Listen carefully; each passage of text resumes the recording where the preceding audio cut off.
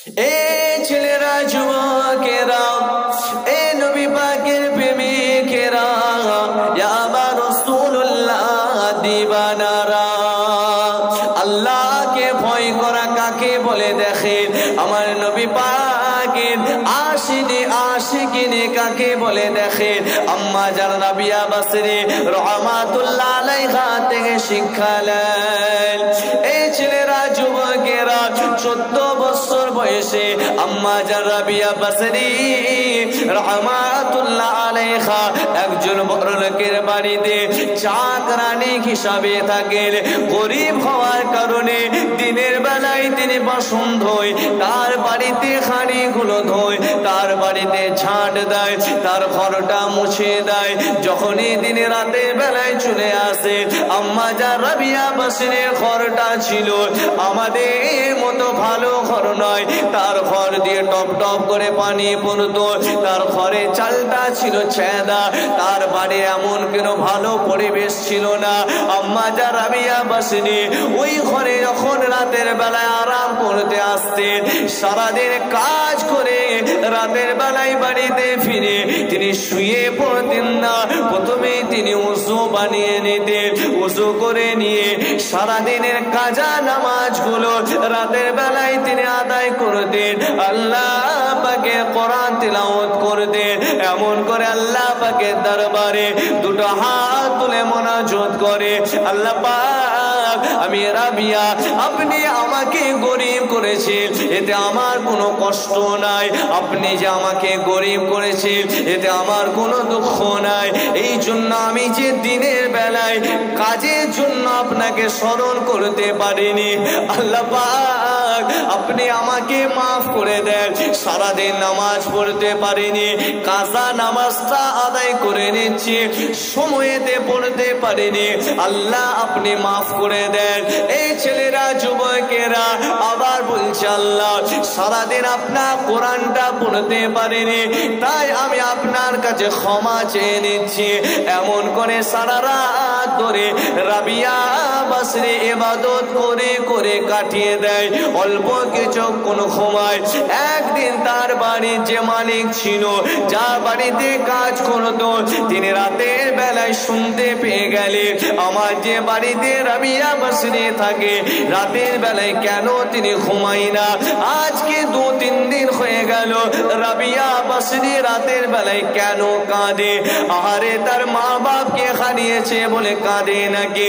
এমন করে তার বাড়ির মালিকটা গুটি গুটি পায়ে আম্মা জান রাবিয়া বাসরির ঘরের কাছে চলে আসলেন।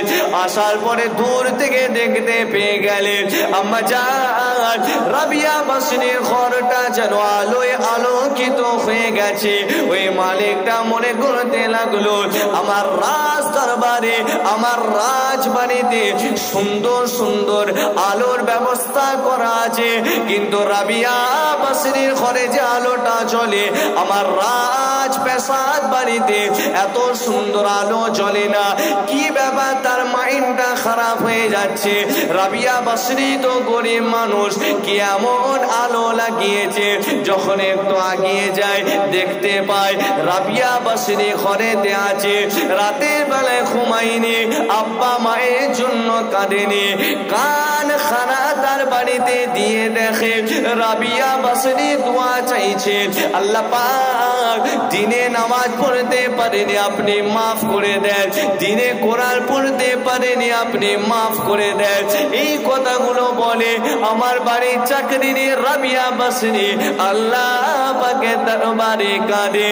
এই নওজোয়ান তরুণের আব্বারা ওই মানুষটা যখনই এগিয়ে গেলেন, আম্মা রাবিয়া বাসরির ঘরের কাছে যে দেখে রাবিয়া বাসরির কোনো বিছানা নাই, বালিশ নাই।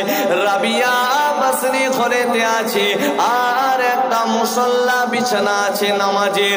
ওই মুসল্লা থেকে আল্লাহ পাকের আসমান পর্যন্ত একটা নূরের আলো বার হয়ে গেছে। সেই আলো থেকে রাবিয়া বাসরির ঘরটা আলোয় আলোকিত হয়ে গেছে। এই ছেলেরা যুবকেরা ওই মালিকটা মনে করতে লাগলো, এ তো কোনো সাধারণ বান্দি নয়, রাবিয়া বাসরিন হলেন আল্লাহ পাকের মাহবুব বান্দি। আরো জোরে বলে সুবহানাল্লাহ, নারে তাকবীর। উফ, এত হালকা বয়সে আল্লাহকে পাওয়ার জন্য দিনের বেলায় কাঁদছে। এই দিনের বেলায় রান্না করছে, বাসন ধুচ্ছে, রাতের বেলায় ঘুমাচ্ছে না, কাঁদছে আল্লাহর দরবারে। কাজা নামাজ আদায় করছে। আমাদের কাজা নামাজ পড়া হয় হুজুর, এমনি হচ্ছে না, আপনি আবার কাজা তুলে আনছেন। মানে আশ্চর্য লাগবে।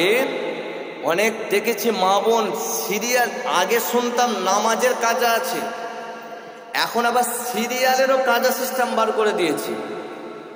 মানে একজন বলছে রোজার মাসে দিনের বেলা একটা কি হয় সেটা দেখবো না, একবারে ইফতার করে টিভি খুলবে। মানে চিন্তা করে, রোজার মাসে রোজাও রাখছে, আবার ওখানে ভদ্রতা দেখাচ্ছে যে রোজা রেখেছে, এখন নয় করছে এখন চালাবি না, রোজা রেখেছি। একবারে সন্ধ্যার পরে ইফতার করে একটু দেখবো, দেখে বন্ধ করে আবার তারাবি। বলেন ওই রোজাটা আল্লাহর দরবারে যাবে? ইমাম সাহেব আসেন, বসুন। ওই রোজা রাখাটা আল্লাহর দরবারে যাবে? আবার সন্ধ্যাবেলায় সিরিয়াল মিস হয়ে যাচ্ছে, সেটা আবার দিনে একটা সময় আছে, ওই সময়টাই ওই সিরিয়ালটা দেখে নিচ্ছে। এবার সিরিয়াল দেখে না মা বোনেরা। অনেকের বাড়িতে টিভি আছে না নাই, অথচ নামাজও পড়ে, টিভিও রেখেছে, আছে না নাই? জোরে বলে। তাহলে যেই বাড়িতে মা বোনেরা সিরিয়াল দেখছে, ওই বাড়ির কোরআন শরীফ পড়াটা, রাবিয়া বাসরিও সেজদা দিয়েছিল, ওনার বাড়িতেও মুসাল্লা ছিল, ওনার বাড়িতেও কোরআন ছিল, ওনার বাড়িতে কার নূর পড়েছে? আল্লাহর রহমতের নূর পড়েছে না পড়েনি? কি বললাম, মালিক এসে দেখছে, মালিক মানে তার, তিনি যার বাড়িতে কাজ করতেন, এসে দেখছে রাবিয়া বাসরির মুসাল্লা থেকে আল্লাহর আসমান পর্যন্ত একটা নূরের জ্যোতি। আর আমাদের নামাজও আছে, নামাজের মুসাল্লাও আছে, আল্লাহর কোরআন শরীফও রাখা আছে, নূরের জ্যোতি হচ্ছে। ঘরে অশান্তি আর অশান্তি। যেই বাড়িতে কোরআন থাকবে অশান্তি কমে যাওয়ার কথা, ঝগড়া ঝাঁটি, অশান্তি, রোগ বালা মুসিবত, কি করে শান্তি ফিরবে? অত কোরআন শরীফ পড়া বা আল্লাহর কাছে যাওয়া তো দূরের কথা, বাড়ির ছাদের উপরেই যাচ্ছে। বাড়িটা যে ছাদ আছে তার উপরে পাঠাতে পারছে, এমন নামাজ কোরআন করছে। আছে না নাই? জোরে বলে। কি করে আসবে? আল্লাহর রহমতের জায়গাটা তো বন্ধ করে দিয়েছে। বলেন এখানে একটা কাঁচের গ্লাস আছে, আমি পানি চাইলাম, এক গ্লাস পানি দেন তো, আপনি আমাকে পানি দিলেন। এই গ্লাসটা দেখতে ভালো না খারাপ? সুন্দর লাগছে, একটা কাঁচ ফুল করা আছে। এর যদি তলাটা ফুটো থাকে, আমি গ্লাসটা আছে বলে উদাহরণ দিচ্ছি, এই পানিটা যা আছে যদি তলা ফুটো থাকে, আপনারা জ্ঞানী গুণী মানুষ, অনেক ওয়াজ শুনেছেন, থাকবে না পড়ে যাবে? বলে পড়ে যাবে। কিন্তু দেখতে ভালো না খারাপ? ভালো। আমি চেহারায় দাঁড়িয়ে রেখেছি, মাথায় আমার টুপি আছে, গায়ে পাঞ্জাবি আছে, 5 ওয়াক্ত নামাজ পড়ছি।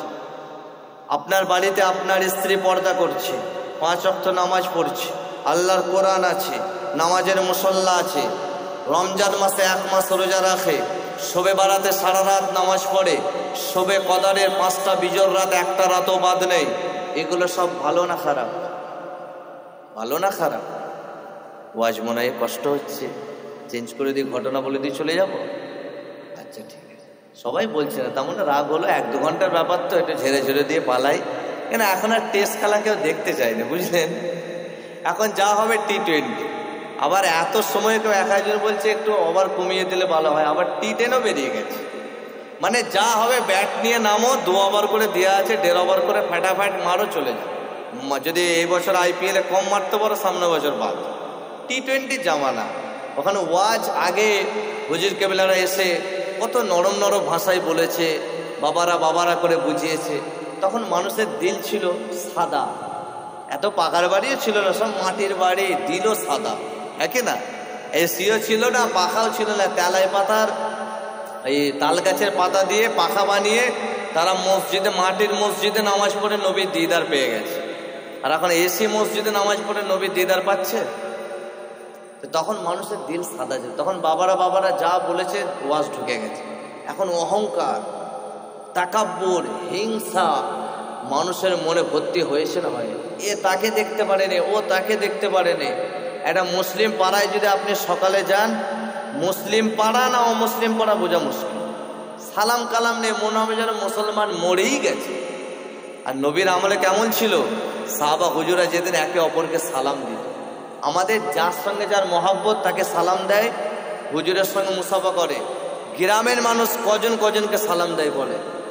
শহরে কিন্তু এই আমলটা ভালো আছে, শহরে চিনুক না চিনুক মুসলমান মনে হলেই সালাম দেয়। কিন্তু গ্রামে গ্রামে আপনি ঢুকবেন, মিলিয়ে নেবেন, আমার ওয়াজগুলো বাস্তবের সঙ্গে খাটাবেন, কজন কজনকে সালাম দেয়।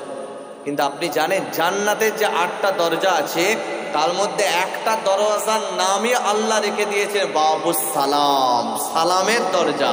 জোরে বলেন সুবহানাল্লাহ। সেই বাবুস সালাম নামক জান্নাতের রহমতের দরজায় লেখা আছে, সেই সালাম নবীর ওসিলায় আমরা পেলাম, দিয়া বন্ধই করে দিয়েছে। কিন্তু তিরমিজি শরীফে বাবুস সালামের অধ্যায়ে হাদিস শরীফগুলো এসেছে, ওই যে কেউ যদি একটা মুসলমানকে সালাম দিয়ে 2টো হাতে মুসাফা করে, কটা হাতে? এখন আবার বেরিয়েছে একটা। ভাই এক হাতে মুসলমান মুসাফাটা বলেন, এটাকে আপনার আদব বলে মনে হয়? আমি হাদিসে যাচ্ছি না, এই দলিল ত্যান দলিল দলিল দলিল করে শেষ হয়ে গেছে। মসজিদ মাদ্রাসা নিয়ে নিচ্ছে, এখন দলিল খাটাচ্ছে। দাঁড়িয়ে কিয়াম পড়বো কি না, মোনাজাত করবো কি না?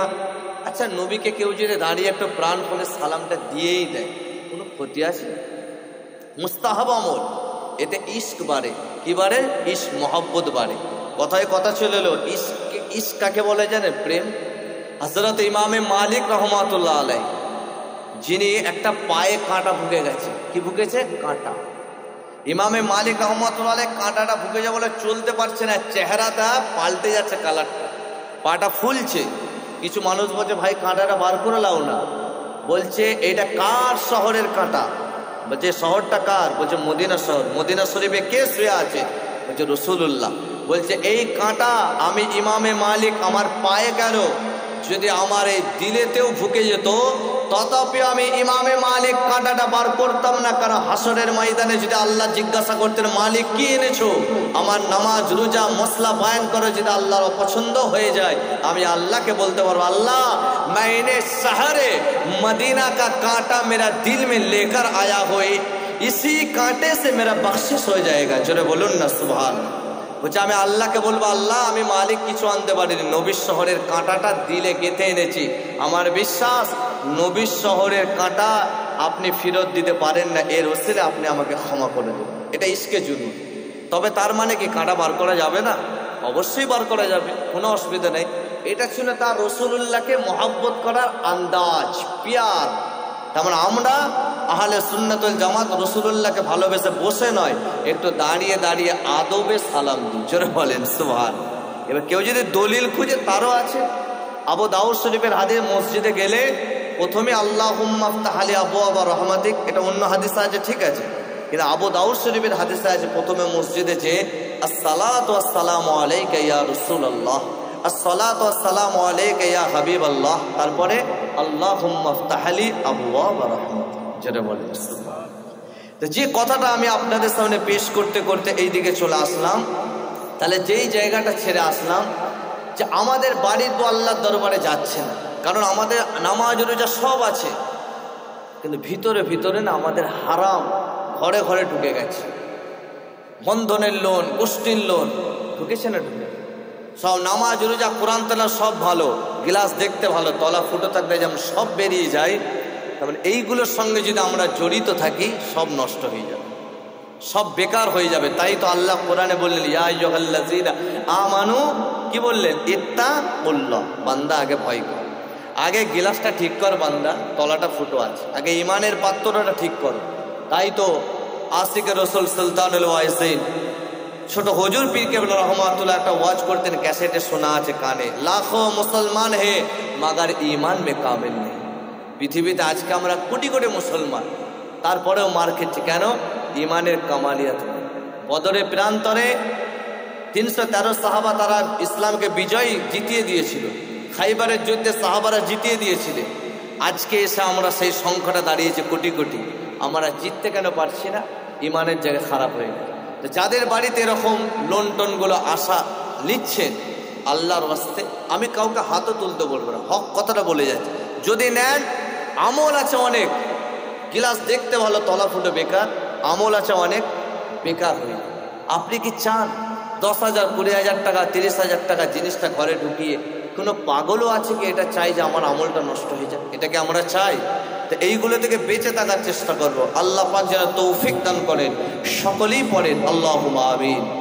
আম্মা যা রাবিয়া বাসির আল্লাহর দরবারে দোয়া চাইছে, আল্লাহ দিনের বেলায় আমার কাজা নামাজগুলো আল্লাহ আপনি মাফ করে দেন।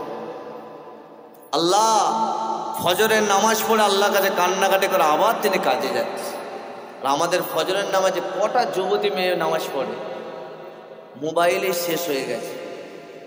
100-র মধ্যে 90% যুবতী মহিলা একটু জ্ঞান হয়েছে, 13 বছর, 14 বছর, 15 বছর, 16 বছরের মহিলা মোবাইল ফোন নিয়ে সারা রাত কথা বলছে। আছে না নাই? জোরে বল। বাড়িতে শুয়ে আছে মোবাইল ফোন, বলছে দিদি ফোন দিয়েছে, সেই ফোনে বলছে স্যার পড়া দিচ্ছে। স্যার যে কি ক্লাস করছে, স্যার ও আর আল্লাহ ছাড়া কেউ জানে না যে কি ক্লাস হচ্ছে। রাত্রেবেলা আমার তো মাথায় আসে, আমরা এত কোরআন হাদিস কিতাব খুলে খুলে পড়ি, হ্যাঁ, আমাদের মোবাইল দরকার পড়ে না। আর এ যে কি পড়ছে আল্লাহ ছাড়া কেউ জানে না। বলেন এই গুনাহতে লিপ্ত হয়েছে না হয়? কটা মায়ের সন্তানই ফজরের নামাজে যাই বলেন, 5টার সময় টিউশনি তার আব্বা তুলে দেয়, করছে উঠে পর, 5টায় স্যারকে 500 টাকা মাইনে দিয়ে আছে, স্যার পড়াবে। ওই সন্তানটাকে তার মা ফজরের নামাজে তোলে না। আছে না নাই? জোরে বলে। হ্যাঁ, তো ওয়াজ ঠিকই আছে, পুরো কানেকশন ঠিক আছে। তাহলে আমি তো বুঝতে পারছি যে আমি বলছি আর ভাবছি যে আপনাদের হয়তো রাগে পুরো কসকস ই কখন নামবে, ই নামলে একটু বাঁচি। তবে যখন ধরে বেঁধে দাউদ করে এনেছে ততক্ষণ একটু বলে যায়। তবে যেটা বলবো কোরআন হাদিস থেকেই বলবো, বাস্তবের সঙ্গে মিলিয়ে নেন। এই ফোন একটা বড় ফিতনা উঠেছে, ফিতনা। সেটা কি? আগে ছিল না, দেখাশোনা হয়ে গেল, বিয়ে পড়ানো হয়নি, হয় কথাটা ফাইনাল হলো, না হয় পরে ফাইনাল হবে, শুধু দেখাশোনা হয়েছে, এদেরও পছন্দ ওদেরও পছন্দ, একটা মোবাইল ফোন দিয়ে চলে গেল। সারা রাত কথা বলছে, তার মাও কিছু বলে না। কেন না? দেখাশোনা তো হয়ে গেছে। বলেন ওই কথাটা যতক্ষণ না বিয়ে পড়ানো হচ্ছে, হালাল না হারাম? হালাল না হারাম? শুধু কথা হয় না, ভিডিও কলে দেখে, শুধু দেখে না, তার সঙ্গে ফিজিক্যালি মিটও করছে, বাইরে যে দেখা করছে, ফিজিক্যালি মিট করছে, দেখা করছে তার সঙ্গে। তাহলে তার বিয়ে পড়ানো আগে তার যে ইজ্জত হানিটা হলো, শুধু মেয়ের গুনাহ হলো না, মেয়ের আব্বা মায়ের গুনাহ হলো না? হলো না। খবরদার, যদি আপনি চান আপনার মেয়েকে পর্দায় রাখবেন, এই ভুলটা কখনো করবেন না। আল্লাহ যেন গুনাহ থেকে হেফাজত করে। জোরে বলেন আল্লাহুম্মা আমিন। আর আজকাল মেয়েরা ভয় খাওয়া উঠে গেছে। আমার কাছে এসে একজন কাঁদছে, আমি ভাবছি হয়তো কোনো শরীর খারাপ। বলছে না, একটা তাবিজ দিনে একজনকে ভালোবাসতাম, আমি শুনে যে চকলেট পরা হুজুররা দেয়, মানে সেরকমও হুজুর আছে, আবার চকলেট পরা দিয়ে ভালোবাসা জুড়ে দিচ্ছে। তো 2টো ক্যাডবেরিসও এনেছে, এনে বলছে এটা পরে দেন, যাতে আমি খাই, তার যেন মনটা আমার দিকে চলে আসে। চিন্তা করেন, আমি তাকে তো দেবই না, আবার এটাও ভাবলাম আমি যে কী করে দেয়। বলছে অন্য হুজুরের কাছে আমার একটা বান্ধবী গিয়েছিল, ছুঁচ দিয়ে ফুটো করেছে। সে হুজুরের কায়দাও প্রচুর, ছুঁচ দিয়ে ফুটো করে সে চকলেটটা ফুঁকে দিয়েছে, সেটা নাকি খাওয়ালে ওর এর দিকে টান হয়ে। আসলে মুরগি যদি মোল্লার কাছে নিয়ে আসে কি করে?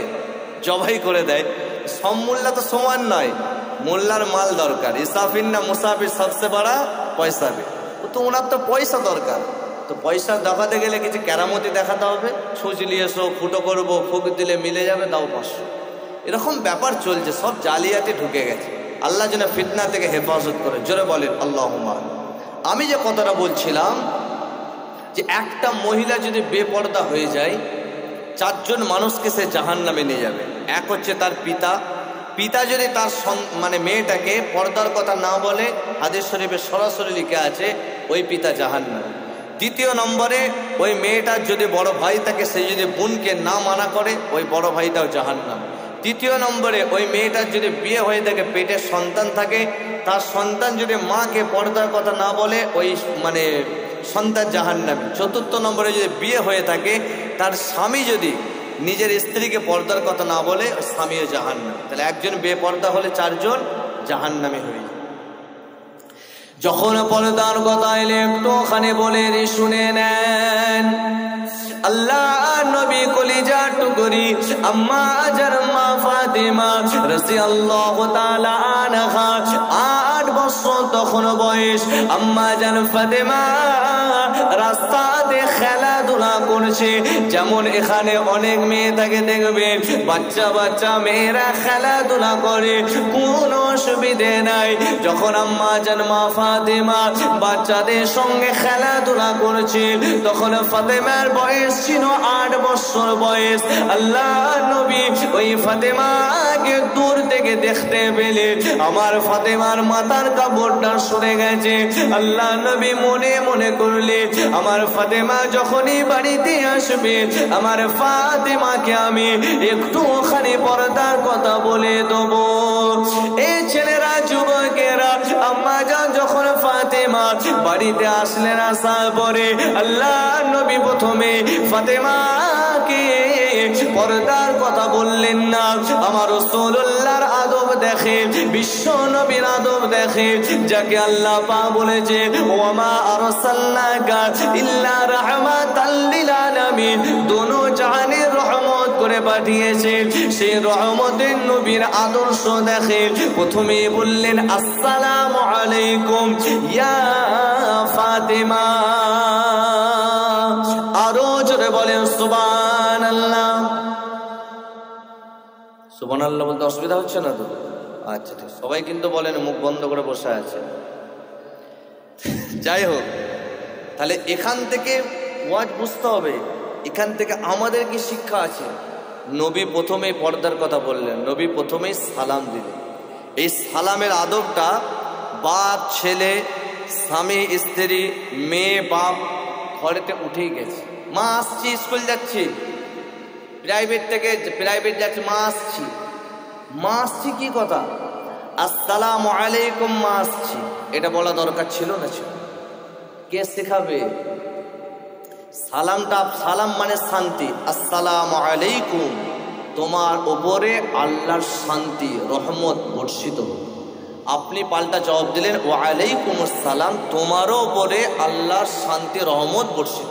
এটা একটা দোয়া। তাহলে সালাম মানে কি? শান্তি। তো আমরা বাড়িতে শান্তি শব্দটা ব্যবহারই করছি।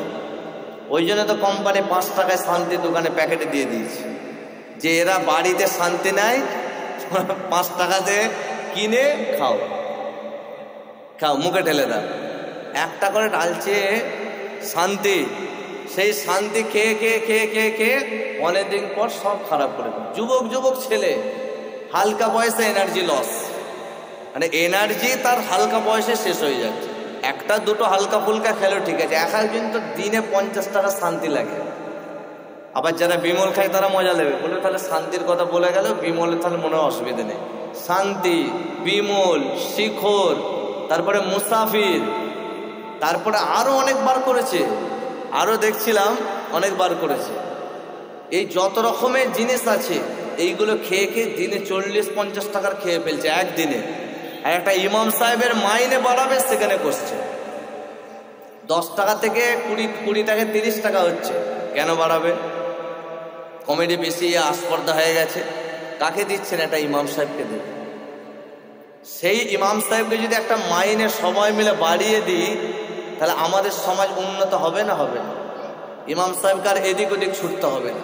কিন্তু আমরা শিক্ষিত সমাজ, নিজের বউটার বেলায় ভালো ভালো ভালো জামা কাপড় পরবে, নিজের ছেলেটার বেলায় ভালো। ইমাম সাহেবের মাইনে তুললে অনেকে আছে কোশ্চেন করে, আছে না নাই? চলে সবসময় একটা কথা মাথায় রাখবেন, কখনো কোনো আলেমের সমালোচনা করবেন না।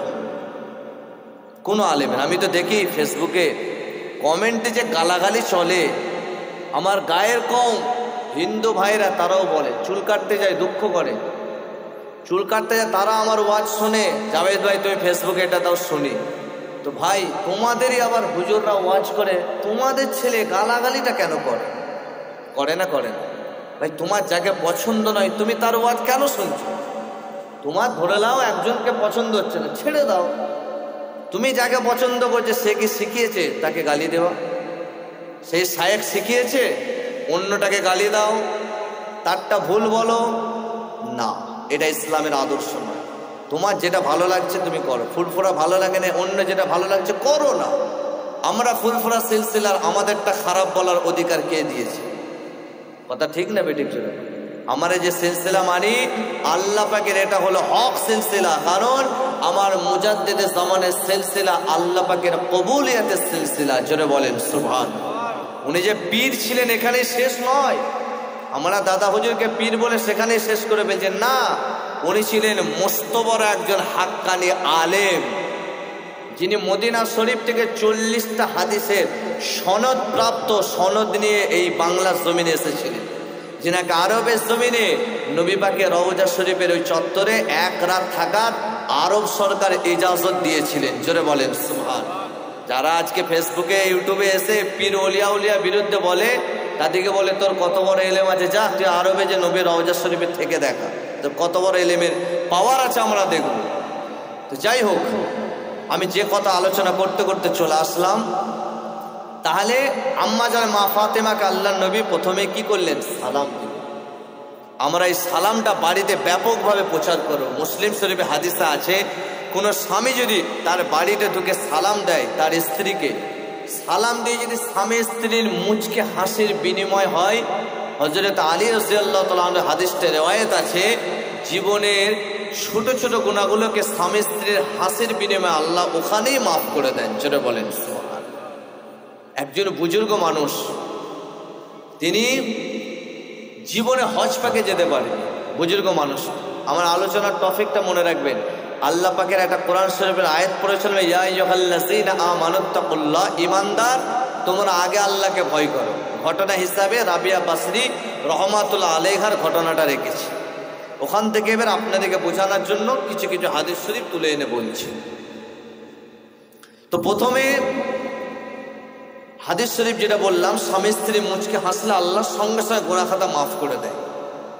তো এই সালামটা আমরা চেষ্টা করব আমাদের বাড়িতে ব্যাপকভাবে প্রচার করা। আব্বা তার মাকে সালাম দেবে, একজন পিতা তিনি তার স্ত্রীকে সালাম দেবে, ছেলে তার আব্বাকে সালাম দেবে, আব্বা ছেলেকে সালাম দেবে। সবাই যদি সবাইকে সালাম দেয়, বাড়ির মধ্যে আর ঝগড়া অশান্তি বলে কিছু থাকবে? আপনারা দেবেন তো? বলেন ইনশাআল্লাহ। আল্লাহ যেন দেওয়ার তৌফিক দান করেন। সকলেই পড়েন আল্লাহুম্মা আমিন।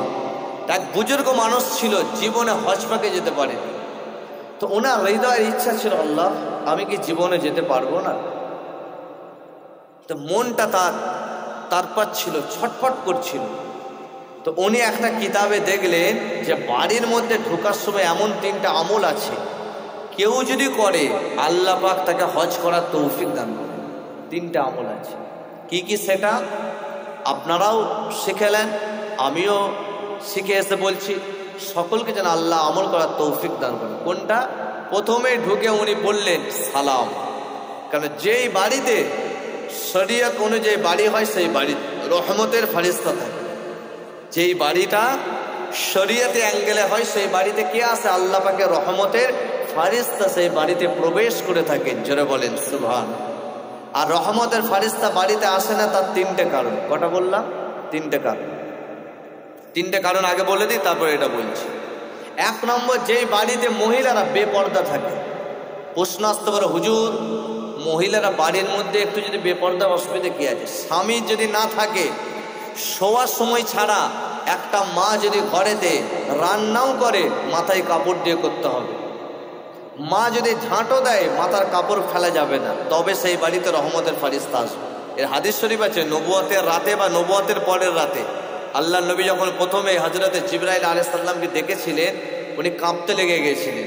তা আম্মা জান খাদিজাতুল কুবরা রাদিয়াল্লাহু তাআলা আনহা আল্লাহর নবী আসলেন, খাদিজা বলছে, ইয়া রাসূলুল্লাহ, ইয়া হাবিবাল্লাহ, আপনি কাঁদছেন কেন?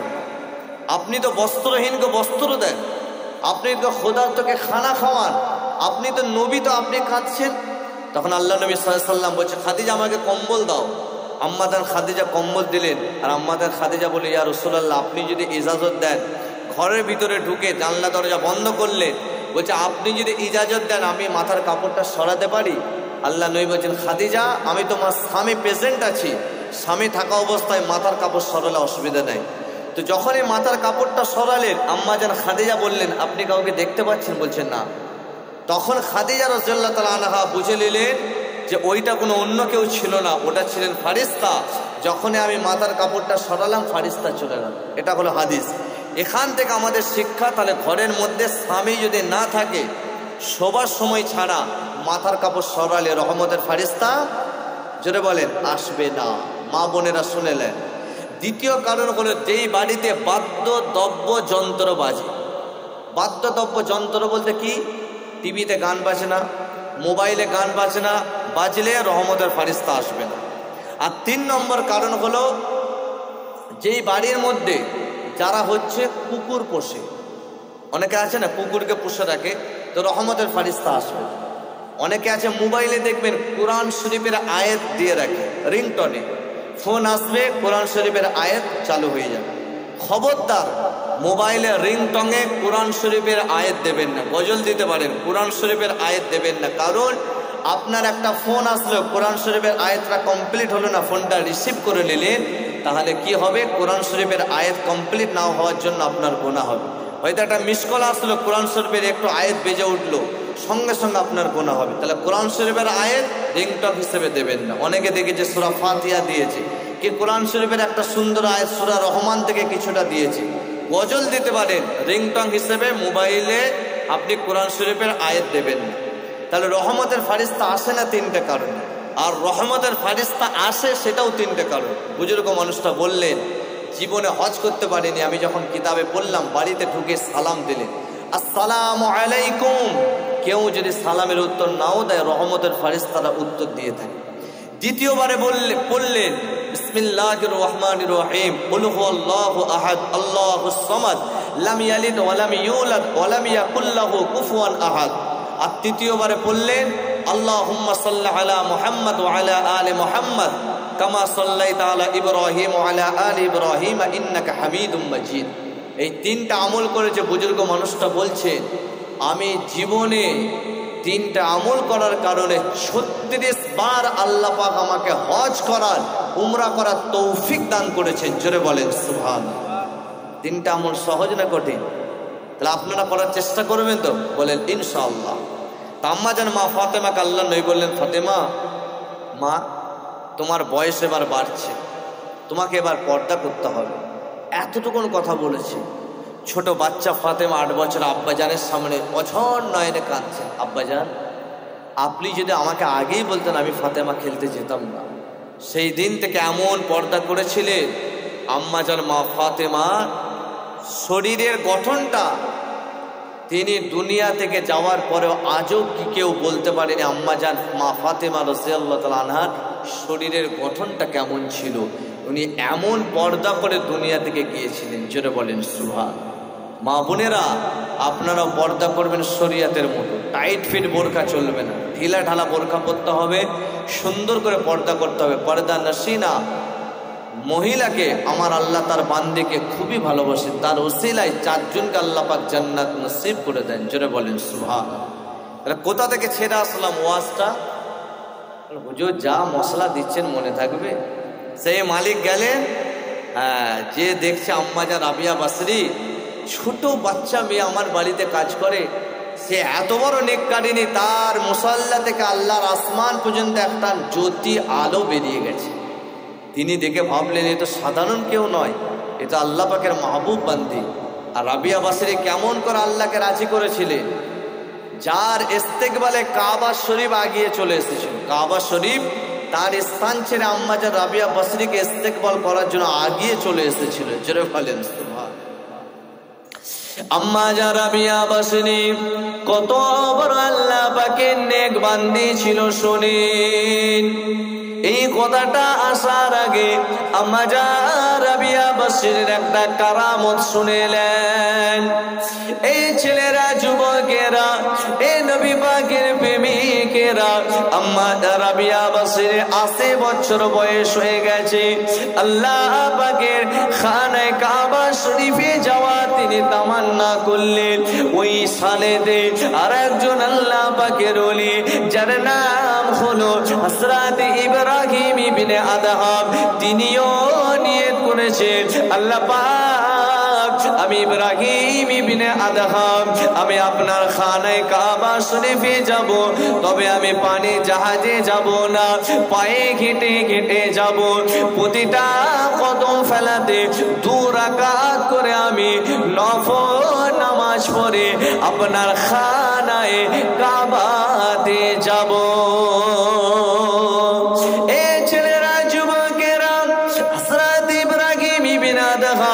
তিনি নিয়ত করে বাড়ি থেকে বার হয়ে গেলেন, প্রত্যেকটা কদম ফেলে 2 রাকাত করে তিনি নামাজ পড়ে।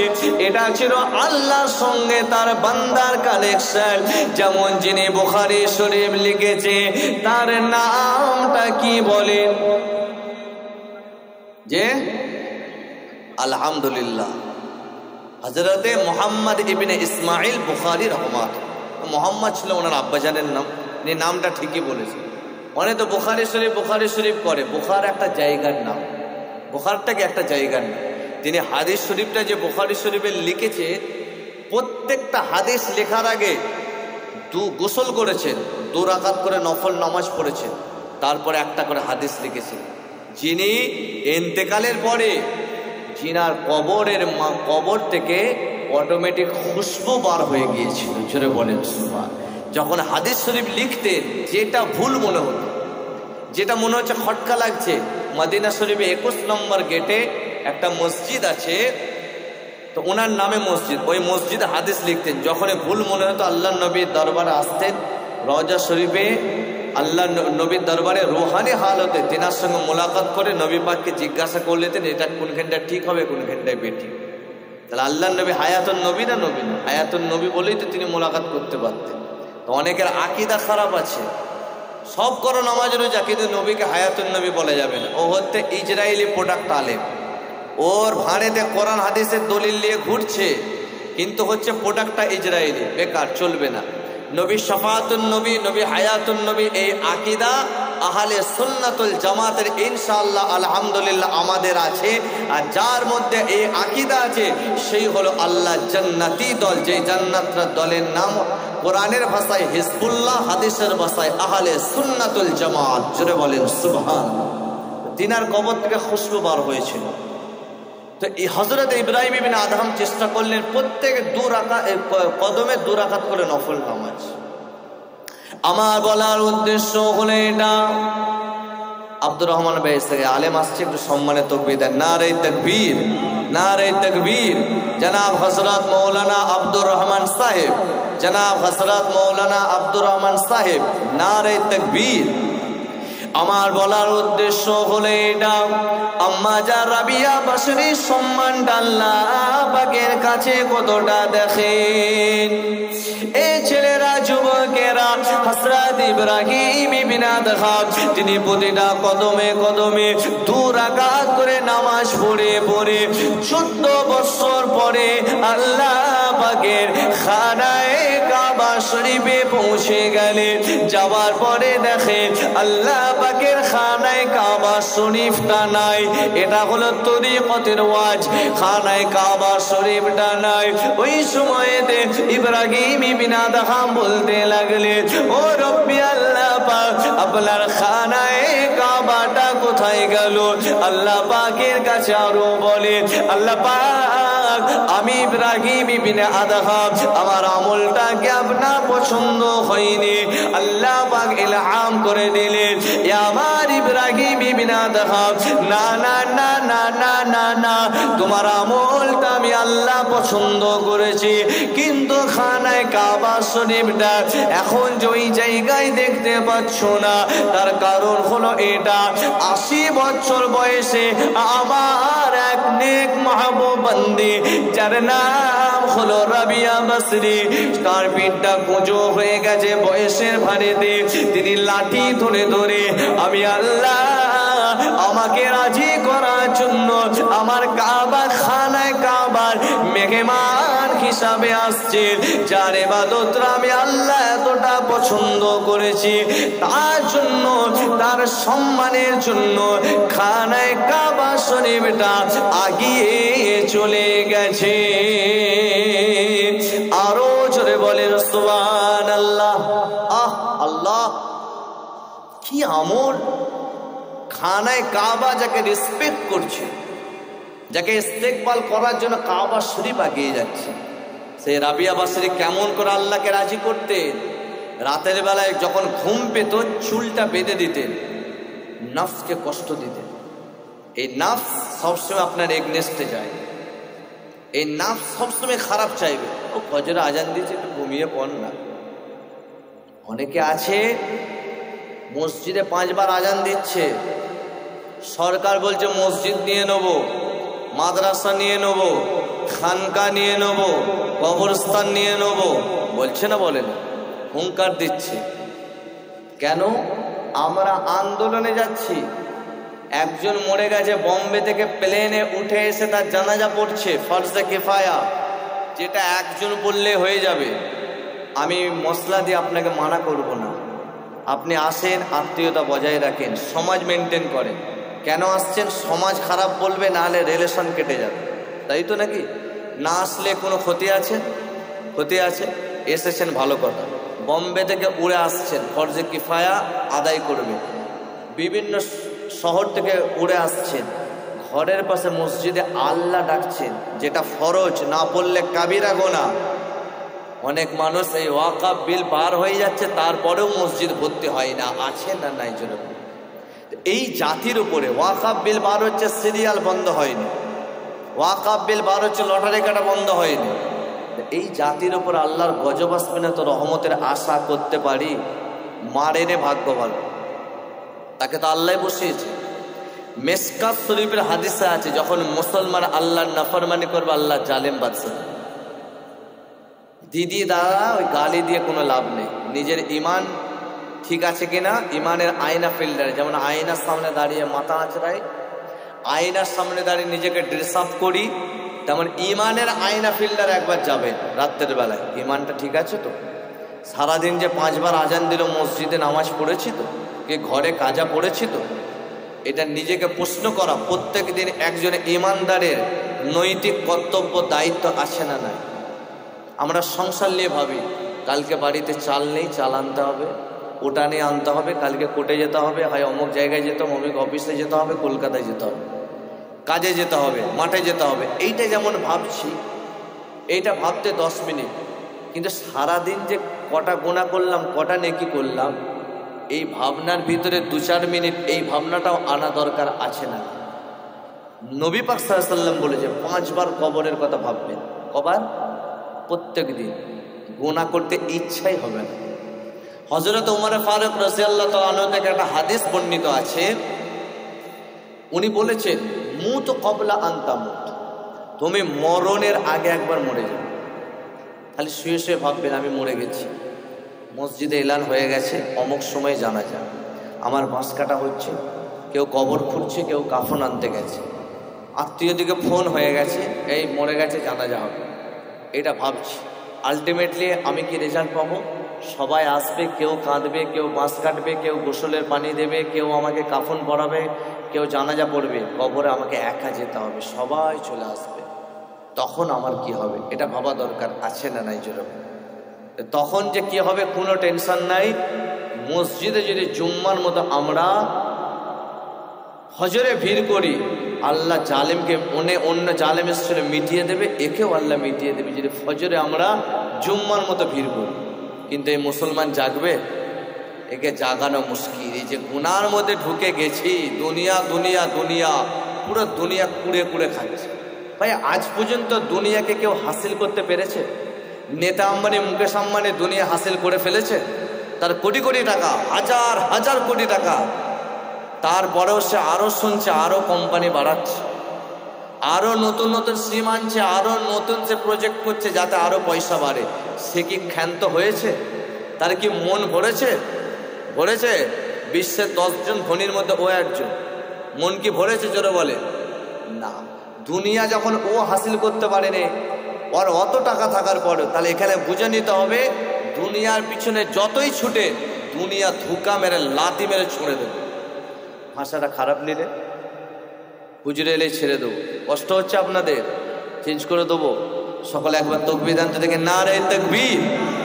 দুনিয়া কেমন লাথি মারবে যখন কবরে যাবে? বেনামাজির জন্য সাপ দেওয়া হবে, যে সাপটার নাম হলো সুজাতুল ওয়াকা। সে জড়িয়ে ধরে বলবে, এই মনে আছে তোদের গোলতাজপুরে একটা মৌলানা আমার কথা বলেছিল, নামাজ না পড়লে আমি কামড়াবো বলেছিল। তুমি দুনিয়া অর্জন করতে যে ভালো পালং কিনেছো, এসি লাগিয়েছো, মসজিদে আজান হয়েছে, তুমি আসো।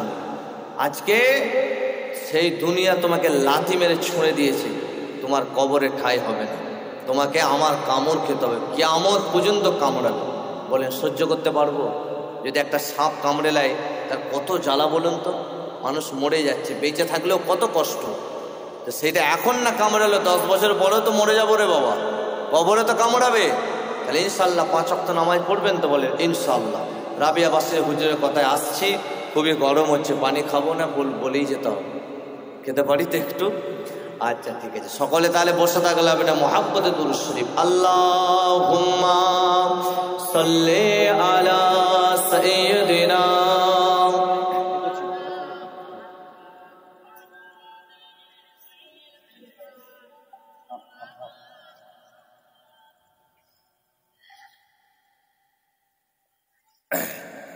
একটু দাও, ঢেলে রাখো। আমার মন যেতে চায় বারে বারে সোনার মদিনায়। জোরে বলুন না সুবহান। মন চাই তো যেতে, আল্লাহ কবে যাব? দোয়া করেন আল্লাহ যেন সকলকে যাওয়ার তৌফিক দান করেন, পড়েন আল্লাহুম্মা আমিন। আমার মন যেতে চায় বারে বারে সোনার মদিনায়, আমার মন যেতে চায় বারে বারে সোনার মদিনায়, সোনার মদিনায়, সোনার মদিনায়। আমার মন যেতে চায় বারে বারে সোনার মদিনায়, আমার মন যেতে চায় বারে বারে সোনার মদিনায়। নবীর শহরে আলো জ্বলে চাঁদের চেয়ে বেশি, চাঁদের চেয়ে বেশি, চাঁদের চেয়ে বেশি। নবীর শহরে আলো জ্বলে চাঁদের চেয়ে বেশি, চাঁদের চেয়ে বেশি, চাঁদের চেয়েও বেশি। শান্তি মিলে চোখের জলে স্নিগ্ধ সে এসে, শান্তি মিলে চোখের জলে স্নিগ্ধ সে এসে। আমার মন যেতে চায় বারে বারে সোনার মদিনায়। আমার সঙ্গে একবার পড়েন, আমার মন যেতে চায় বারে বারে সোনার মদিনায়। মুহাব্বতে জোরে জোরে, আমার মন যেতে চায় বারে বারে সোনার মদিনায়। ও গো নবী তোমার নামে দরুদ পড়ি বারে বার, দরুদ পড়ি বারে বার, দরুদ পড়ি বারে বার। ও গো নবী তোমার নামে দরুদ পড়ি বারে বার, পড়ি বারে বার, পড়ি বারে বার। ও গো নবী তোমার নামে দরুদ পড়ি বারে বার, দরুদ পড়ি বারে বার। আমার মন যেতে চাই তোমার নামে সোনার মদিনায়, আমার মন যেতে চাই বারে বারে সোনার মদিনায়। যে পথে হেঁটে যেতে তুমি মক্কা মদিনায়, মক্কা মদিনায়, মক্কা মদিনায়। যে পথে হেঁটে যেতে তুমি মক্কা মদিনায়, মক্কা মদিনায়। আমার মন যেতে চায় বারে বারে সোনার মদিনায়, আমার মন যেতে চায় বারে বারে সোনার মদিনায়। কালেমা লা ইলাহা ইল্লাল্লাহ, লা ইলাহা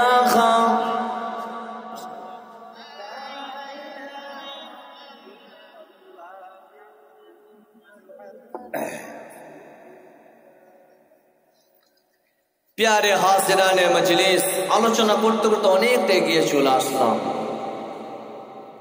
যে কথা আলোচনা করছিলাম, আম্মা জান রাবিয়া বসরি রহমাতুল্লাহ আলাইহা আল্লাহকে এমন রাজি করেছিলেন, যিনি ওসিয়াত করেছিলেন মরণের সময়। তিনি ওসিয়াত করেছিলেন, আমি ইন্তেকালের পরে আমার পয়সা নাই, যে আমার বাড়িতে পয়সা নাই, আমার স্বামী নাই, আমার ছেলে নাই, আমার কাফন কেনারও লোক নাই। আমার যদি পয়সা না থাকে, আমার স্ত্রী থাকলে তার কাছে পয়সা থাকলে কাফন কেনার পয়সা দেবে, মা আব্বা থাকলে কাফন কেনার পয়সা দেবে, যার কেউ নাই পয়সা কে দেবে? তিনি ওসিয়াত করছেন যে আমি ইন্তেকালের পরে আমার কাফন কেনার পয়সা নাই, আমার একটা চাদর আছে যেটা আমি স্পেশালভাবে রাত্রিবেলায় আমার আল্লাহকে, আমার রবকে, আমার মালিককে রাজি করার জন্য গায়ে পরে আমি রাতের বেলায় তাহাজ্জুদে কাটিয়ে দিই। আমি ইন্তেকালের পরে ওই পুরনো আমার চাদরটা দিয়ে আমাকে কাফনে দেবে। আর লাখ লাখ আর বেশি মানুষকে ডাকবে না, কম সংখ্যক মানুষ মিলে আমার জানাজার নামাজ আদায় করে নিন, আমাকে কবরে দিয়ে দেবে। যেমন যতই তারা মানা করুক, যারা আল্লাহর ওলি হয়, নদীর স্রোত ভেঙে যেমন গ্রামে পানি চলে এসে বন্যা হয়ে যায়, আল্লাহর ওলিরা ইন্তেকাল হয়ে গেলে দেখবেন স্রোত ভেঙে ভেঙে আল্লাহর ওলির জানাজা পড়ার জন্য লাখ লাখ মানুষ কোনো না কোনো লোক দিয়ে আসে না। আল্লাহর ওলিরা জীবিত থাকলে যে পাওয়ার, তেনারা দুনিয়া থেকে চলে যাওয়ার পরেও আল্লাহ সেই পাওয়ারকে বরকরার রেখেই দেয়। জোরে বলেন সুবহান। খাজা গরিবে নওয়াজ তিনি আজও চলে গেছে, কত বছর আগে চলে গেছে, কত 100 বছর আগে। আজও তিনার দরবারে হিন্দু খ্রিস্টান সবাই মিলে তিনার দরবারে যায় না মুসলিম, তিনার দরবারে লাখ লাখ মানুষ ভিড় করে না করে। लंदन থেকে रिपोर्टर एसेছে যে हिंदुस्तान में एक ऐसा आदमी है जिसने बहुत साल आगे मर चुका, लेकिन उसका कब्र में क्यों जाता है? অনেক বছর আগে তো মরে গেছে, কবরে কেন যায়? রিপোর্টার এসে দেখতে যে কি দেখেছে লেখানে বেরিয়ে এসে বলছে খাদেম কে আছে, খাদেমের কাছে যে তার খ্রিস্টান ধর্ম ত্যাগ করে মানে নূরের কালেমা পড়ে মুসলমান হয়ে গিয়েছিলেন। যে খাজা গরিবে নওয়াজ 90 লক্ষ কাফেরকে ইসলামের কালেমা পড়িয়েছিল, সে আজও তিনি চলে যাওয়ার পরে আজও তিনি ওখান থেকে আজও কালেমা পড়াচ্ছেন। তিনি রোহানে ফায়েজ আজও জারি আছে। জোরে বলেন সুবহান। ফুরফুরা দরবার শরীফে 21, 22, 23 সালে সওয়াবে আমরা যাই না লাখ লাখ মানুষ, বয়স্ক মানুষ রাতের বেলায় দেখছি দাদা হুজুরের মাজার জিয়ারত করে আসছে। তিনি তো চলে গেছেন, কেন যাওয়া হয়? যারা আল্লাহর মাহবুব বান্দা হয়ে যায় তার রুহানি দোয়াটা পাওয়ার জন্য মানুষ যায় না। এটাই হচ্ছে আল্লাহর ওলিদের পাওয়ার। তা আম্মা জান রাবিয়া পিননগর হুজুর যখন তিনি ইন্তেকাল হলেন, পর্দা নিলেন, বলেন তো তিনার জানাজায় হাজার হাজার মানুষ নদীর স্রোতের মতো ভেঙে গোটা মায়াপুর জাম হয়ে গিয়েছে। কথা ঠিক নেবে? বিশাল ধনী ছিলেন না, তিনি ওই ছিঁড়া পাটিতে বসে আর মানে পুরনো জামা পরে আল্লাহকে রাজি করতে করতে সারা জীবন কাটিয়ে দিয়েছিল বলে আল্লাহ তিনি পর্দা ইন্তেকালের পরে, পর্দা নেওয়ার পর আল্লাহ তার ইজ্জতকে আরো বাড়িয়ে দিয়েছেন। কথা ঠিক নেবে? যে কথা আলোচনা করেছিল আম্মা জান রাবিয়া বসরি তিনি ওসিয়ত করে গেছেন যে আমার ওই স্পেশাল তাহাজ্জুদের চাদরটা দিয়ে আমাকে কাফনে দেবে। উনি এমন তাহাজ্জুদে আল্লাহকে রাজি করেছিলেন, জিনার ওই কাফনের যে চাদরটা আছে ওইটাকেও আল্লাহ জমা রেখে দিয়েছেন। জোরে বলেন সুবহান। কেননা এই কথাটা শুনেলেন দুনিয়া জমিনে রাবিয়া বসরি যখন কবরে ফেরেশতা এসেছিলেন, আমরা যখন ইন্তেকাল হয়ে যাব আমাদের কবরে ফেরেশতা আসবে, মান রব্বুকা ওয়া মা দীনুকা ওয়া মান নাবিয়ুকা, বলো তোমার রবকে, বলো তুমি কোন দিন থেকে বিলং করেছে, তোমার ধর্মটা কি, আর বলো তুমি নবী পাককে চেনো কি চেনো না বলো। এই ছেলেরা যুবকেরা আম্মা জান রাবিয়া বসরি যখন কবরে ফেরেশতা এসেছিলেন প্রথমে বলেছিলেন মান রব্বুকা, রাবিয়া বসরি উত্তর না দিয়ে বলেছিলেন মান আনতুমা, তোমরা দুজন কে বলো। তখন ফেরেশতা চমকে গেল। আমরা কবরে আসি, আসার পরে মুর্দা আমাদিকে দেখে ভয় পেয়ে যায়, কিন্তু কার কবরে আমরা এসেছি যে কবর থেকে পাল্টা প্রশ্ন করছেন তোমরা কে বলো। ফেরেশতা বলছে আমরা এলে কবরে মুর্দা ভয় পেয়ে যায়, ইনি পাল্টা প্রশ্ন করছে। তখন ফেরেশতা বলছে আমরা হলাম কবরের সওয়ালে জবাব করে আমরা ফেরেশতা, আল্লাহ আমাদেরকে ডিউটি দিয়েছেন আল্লাহ পাক। রাবিয়া বসরি বলছেন কোথা থেকে এসছেন? বলছে আসমান থেকে। আসমানটা কত দূরে? হাজার হাজার মাইল দূরে। বলছে ওখান থেকে যে এসেছেন আল্লাহকে ভুলেছেন? বলছে না। বলছে সেই আল্লাহকে আপনারা বলেন যে আমি রাবিয়া বসরির 2 গজ মরে গেলে কতটা ডিপ গর্ত করা হয় কোমর পর্যন্ত, তো সেই 2 গজ মাটির নিচে এসে আল্লাহকে ভুলে যাব? যখন আল্লাহকে ফেরেশতা বলছেন আল্লাহ কার কবরে আপনি পাঠিয়েছেন, এ তো প্রশ্ন উত্তর বাদ দিয়ে, প্রশ্ন উত্তর পর্ব বাদ দিয়ে কবরে ঝামেলা শুরু হয়ে গেছে, কথা কাটাকাটি হচ্ছে। আমার আল্লাহ বলছে ফেরেশতা ওটা আমার রাবিয়া বসরি আছে, দুনিয়া জমিন থেকে কবরের সওয়ালের জবাব রেডি করে তবে কবরে এসেছে। জোরে বলেন সুবহান। আমলের পাওয়ার দেখছেন। এটা 3 জনের হয়েছিল, রাবিয়া বসরি, হযরত ওমর ফারুক রাদিয়াল্লাহু তাআলা আনহু আর হযরত বায়েজিদ বুস্তামি রাহমাতুল্লাহ, 3 জনের ক্ষেত্রে এটা ঘটেছে। যাই হোক, আম্মা যা রাবিয়া বসরি রাতের অন্ধকারে যে আল্লাহকে রাজি করেছিলেন, তিনি ইন্তেকালের পরে যখন কবরে তেনার জানাজা হয়ে যাওয়ার পরে শুইয়ে দেওয়া হয়েছিল, তাহাজ্জুদের আমলটা খালি দেখেন। ইন্তেকালের 2 দিন পরে আম্মা যা রাবিয়া বসরি যে খাদেমা ছিলেন, মানে ওনার সঙ্গে তাকে খিদমত করতেন, সেই খাদিমা স্বপ্নে দেখতে পেয়ে গেলেন আম্মা যা রাবিয়া বসরির পরনে যে কাফনের কাপড়টা দেওয়া হয়েছিল ওই কাপড়টা রাবিয়া বসরির গায়েতে নাই। আর রাবিয়া বসরির চেহারা থেকে যেন নূর চমকাচ্ছে, কেননা রাবিয়া বসরি ছিলেন দুনিয়ার জমিনে, উনি ছিলেন কালো মানুষ ছিলেন, কিন্তু রাবিয়া বসরির চেহারাতে একটা নূর ছিল।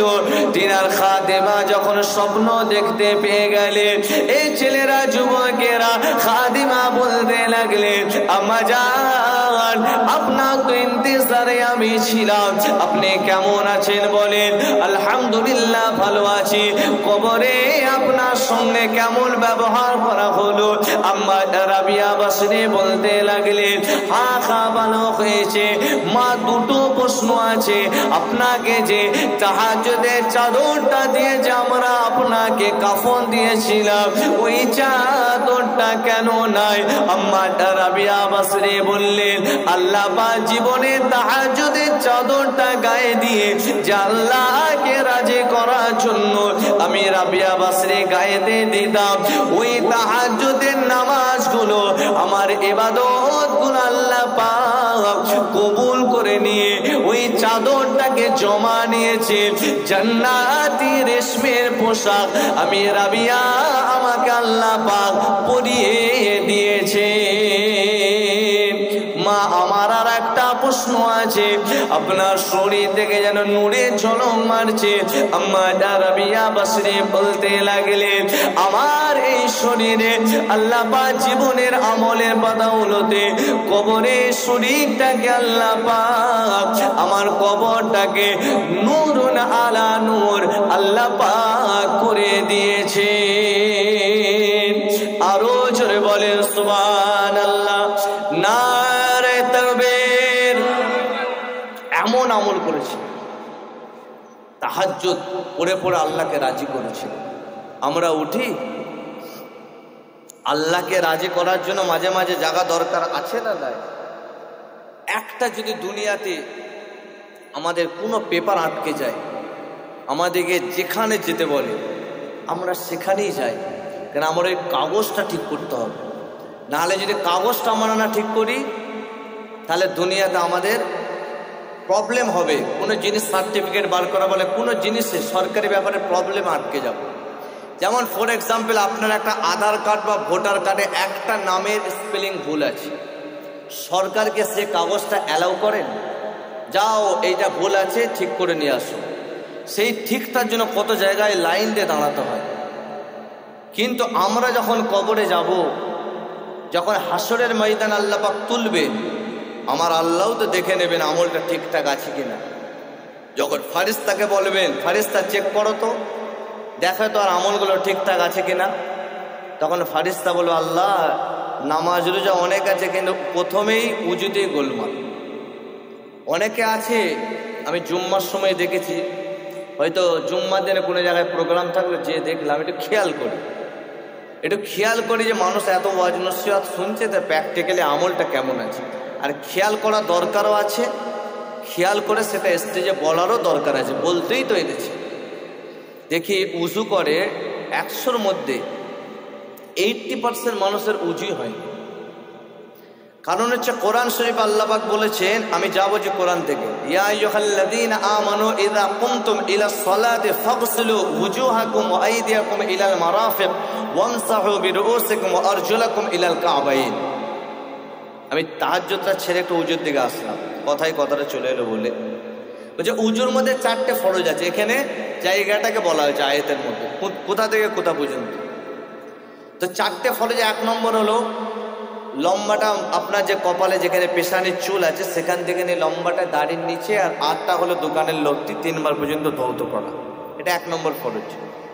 2 নম্বর, 2টো হাতের কোনায় পর্যন্ত ধৌত করা, মানে কোনায় সমেত বলা হয় যে পুরো আপনাকে এই কোনাইটাকে কভার করতে হবে, এখান পর্যন্ত পুরো কভার। অনেকে কি করছে, ট্যাপে যে উজু করার সময় ট্যাপটা চালিয়ে দিল, দিয়ে এমন করে এখান থেকে উজু করছে, এখান থেকে পানিটা নিয়ে মারছে, মানে যেহেতু ট্যাপ এসে গেছে তো অত আবার এমন করে নিয়ে এমন করতে হবে কেন। কিন্তু মনে রাখবেন এটা হচ্ছে মারাত্মক ভুল। আর একটা ভুল, যখন উজু করবেন পানি অনেক অপচয়, ট্যাপ চলছে হাতে এমন করে ধুচ্ছে, ট্যাপ চলছে, ট্যাপটা বন্ধ করবে। কারণ হচ্ছে আল্লাহ পাক বলে যে কুলু অশরাবু ওয়ালা তুসরিফু, বান্দা তুমি খাও, তুমি পান করো, নষ্ট করো। তুমি এই পানিটা আল্লাহর নিয়ামত না, নিয়ামত না। এই পানিটা কত নিয়ামত, যখন জাকানদানের কষ্ট হবে না তখন বুঝবে, মনে হবে যেন গোটা দুনিয়ার পানিটা খেয়ে নি। এই পানিকে শরীরে বল আনছি, সে আল্লাহ পাকেরই ইবাদত করিনি। যে কথাটা বলছিলাম, তাহলে এই জায়গায় আপনার চুল্লিতে পানি নিতে হবে, মুঠোতে নিয়ে 3 বার করে ধুলেন, কুমিটা কভার করলেন, এই দুটো তো মোটামুটি ঠিক হয়ে যায়। 3 নম্বরটা হচ্ছে, আমরা যে ইমামে আজম আবু হানিফার মাসলাকে চলি, ওনার মাসলাকে আছে 4 ভাগের 3 ভাগ মাথা মাসা করবে। সেটা কিভাবে? সেভাবে সে 5টা যে আঙুল আছে, শাহাদত আঙুল, বুড়ো আঙুলটা বাদ দেবেন, এই হাতের 3টা আঙুল, এই হাতের 3টা আঙুল, তো 3 এ 6টা, শাহাদত বুড়ো আঙুলটা বাদ থাকবে। এইভাবে মাথা থেকে নিয়ে যাবেন, নিয়ে যে ভাইজান আসছে একটু সম্মানে তকবীর দেন, নারে তাকবীর, নারে তাকবীর। জনাব হযরত মৌলানা আব্দুর রহমান সাহেব, জনাব হযরত মৌলানা আব্দুর রহমান সাহেব, নারে তাকবীর। যাই হোক, কথাটা একটু শেষ করলে 2 মিনিট লাগবে। তাহলে আপনি পুরো কমপ্লিট এইভাবে নিয়ে গেলেন, নিয়ে যে 2টো শাহাদত আঙুলকে কানের ভিতরে ঢুকিয়ে ময়লাটা পরিষ্কার করে এই 2টো বুড়া আঙুল বাইরে থেকে দিয়ে, হাতের 2টো উল্টো পিঠ আপনি ডান আর বামটা দিলেন, পায়ের গোড়ালি পর্যন্ত ধুলেন।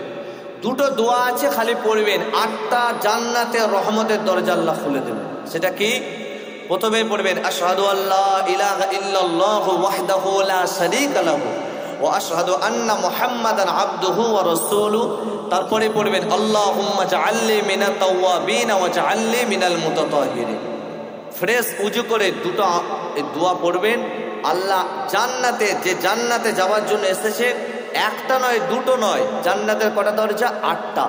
এরকম স্পেশাল বা ভালো করে উজু করলে 8টা রহমতে জান্নাতের দরজা আমার আল্লাহ পাক আপনার জন্য খুলে দেবেন। জোরে বলেন সুবহানাল্লাহ। উনি যখন এসে গেছেন, ব্যাস, রাবিয়া বাসরির মালিক দেখলো, সেই ছেড়ে এসেছিলাম, মালিক দেখলো যে এসেছে আমার রাবিয়া, এইভাবে আল্লাহর দরবারে দোয়া চাইছে, আল্লাহ কোন জায়গায় বসাচ্ছে দেখেন। তখন মালিকটা তার স্ত্রীকে ডেকে আসলে, দেখো আমাদের বাড়িতে কাকে কাজ করাচ্ছি, তো আল্লাহর নেক মাহবুব বান্দি। তার স্ত্রীও দেখলে রাবিয়া দিনের বেলায় কাজ করে, রাতের বেলা আল্লাহর দরবারে কাঁদে।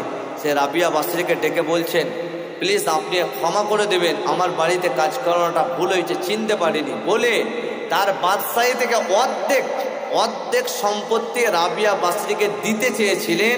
রাবিয়া বাসরি আল্লাহর ভয়েতে কিছুই নেয়নি, জোরে বলেন সুবহানাল্লাহ।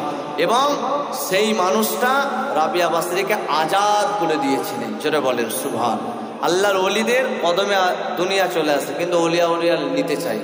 তো এখান থেকে ওয়াজ শেষ, মেসেজ কি পেলাম, যে দুনিয়াতে নেক হতে চাইলে আল্লাহকে ভয় করতে হবে। আল্লাহকে ভয় করলে তার গাইডলাইন দিলাম, যে গাইডলাইনগুলো দিলাম সেগুলো মেনে চলার। প্রথমে আপনারা নয়, প্রথমে আমাকে মানতে হবে। প্রথমে আমি, তারপরে আপনারা। সবাইকে আল্লাহ যেন মেনে চলার তৌফিক দান করেন, একসঙ্গে মিলে মিশে মহব্বত, ভালোবাসা, ভ্রাতৃত্ব বজায় রেখে চলার তৌফিক দান করেন। আমার মহব্বতের ভাই এসেছেন, খুব সুন্দর ওয়াজ নসিহত করেন, আমাকেও ওনার ওয়াজ নসিহত শুনতে ভালো লাগে। উনিও কোথায় ওয়াজ নসিহত করলে একটু আমিও শোনার চেষ্টা করি। আল্লাহ করে আপনাদের সামনে এসে হাজির হয়েছেন, আমি বিদায় নিলাম।